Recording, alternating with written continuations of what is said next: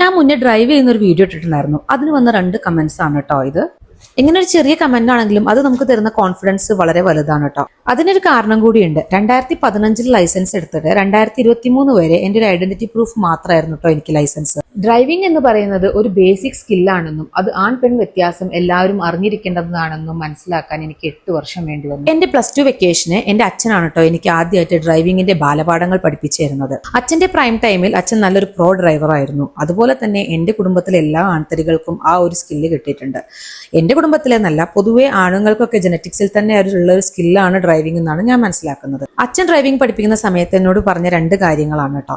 Driving സീറ്റിൽ ഇരിക്കുമ്പോൾ ഞാൻ ഉൾപ്പെടെയുള്ള എല്ലാ പാസഞ്ചേഴ്സിന്റെയും സേഫ്റ്റി എന്ന് പറയുന്നത് എന്റെ കയ്യിലാണ്. അതുകൊണ്ട് തന്നെ സ്റ്റിയറിംഗ് വീലിൽ തൊട്ടൊന്ന് പ്രാർത്ഥിച്ചതിന് ശേഷം മാത്രം വേണം വണ്ടി സ്റ്റാർട്ട് ചെയ്യാൻ. പിന്നെ മറ്റൊരു കാര്യം എന്ന് പറയുന്നത്, ഒരിക്കലും വണ്ടി നേരെ റിവേഴ്സ് എടുക്കരുത്. ഈവൻ റിവേഴ്സാണ് നമ്മൾ എടുക്കേണ്ടിയിരുന്നാൽ പോലും ഫസ്റ്റിലേക്ക് ഇട്ടൊന്ന് ഫ്രണ്ടിലേക്ക് എടുത്തതിന് ശേഷം മാത്രം റിവേഴ്സ് എടുക്കുക.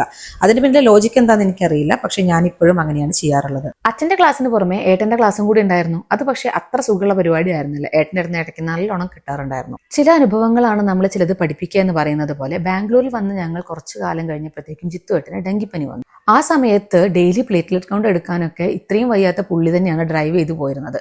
അപ്പോൾ ലൈസൻസ് കയ്യിലുണ്ടായിട്ട് ഒരു നോക്കുകുത്തി പോലെ വണ്ടിയിൽ ഇരിക്കേണ്ടി വന്നത് എന്നെ വല്ലാതെ വേദനിപ്പിച്ചു. പ്രോ ഡ്രൈവർ ഒന്നും ആയില്ലെങ്കിലും അത്യാവശ്യം തരക്കേടില്ലാത്ത വണ്ടി ഓടിക്കാൻ പഠിക്കുന്നത് അനിവാര്യമാണെന്ന് അപ്പോഴാണ് എനിക്ക് മനസ്സിലായത്. പോരാത്തതിന് UKG പഠിക്കുന്ന എന്റെ മോന്റെ വക ഒരു കമന്റ്, പെപ്പാപ്പിഗിന്റെ മമ്മിക്ക് വരെ വണ്ടി ഓടിക്കാൻ അറിയാം, അമ്മയ്ക്ക് വണ്ടി ഓടിക്കാൻ അറിയില്ല. ആ ഒരു ഇൻസൾട്ടും കൂടി ആയപ്പോൾ വണ്ടി പഠിക്കാൻ ഞാൻ തീരുമാനിച്ചു. അതിന് കട്ടയ്ക്ക് സപ്പോർട്ട് ചെയ്ത് നിന്നത് ജിത്തുവേട്ടനാണ് കേട്ടോ. ഓരോ ഡ്രൈവിംഗ് സ്കൂളിന്റെ നമ്പറൊക്കെ തപ്പിപ്പിടിച്ച് ഒരു 8 ദിവസത്തെ ക്ലാസ്സിന് എന്നെ കൊണ്ടുപോയി ചേർത്തു. ആ ക്ലാസ് കഴിഞ്ഞ് 2 ദിവസം ജിത്തുവേട്ടൻ എന്റെ കൂടെ വന്നു. ഫുൾ ടൈം ഹാൻഡ് ബ്രേക്കും മസാഡൊക്കെ ഇട്ടിട്ടാണ് വന്നതെങ്കിലും 3ാമത്തെ ദിവസം പുള്ളി എൻ്റെ അടുത്ത് പറഞ്ഞു, ഇനി നീ ഒറ്റയ്ക്ക് റോഡിൽ ഇറങ്ങി പഠിക്കുക, എന്നാലേ നിനക്ക് പഠിക്കാൻ പറ്റുള്ളൂ എന്ന്. അത്രയും വിശ്വാസത്തോടെ ആ വണ്ടി എൻ്റെ കയ്യിൽ തന്നപ്പോൾ ജിത്തുവേട്ടനോടുള്ള ആ വിശ്വാസത പുലർത്തേണ്ടത് എൻ്റെ കടമയും കൂടിയായിരുന്നു. അങ്ങനെ പയ്യെ ഞാൻ ഡ്രൈവിംഗ് പഠിച്ചു തുടങ്ങി. ഒരു L സ്റ്റിക്കറും ഒട്ടിച്ചപ്പോൾ കുറച്ചുകൂടി കോൺഫിഡൻസ് ആയി.